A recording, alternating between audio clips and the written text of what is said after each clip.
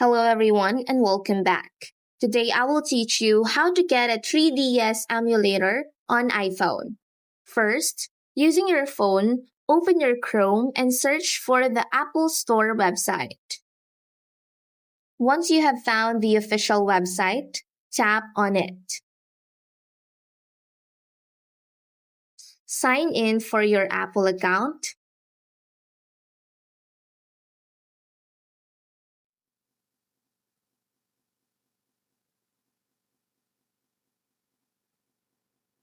Search for the Volume app and buy it.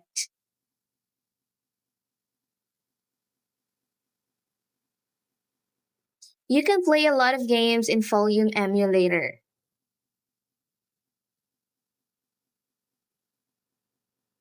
Just like this to play the Pokemon version game.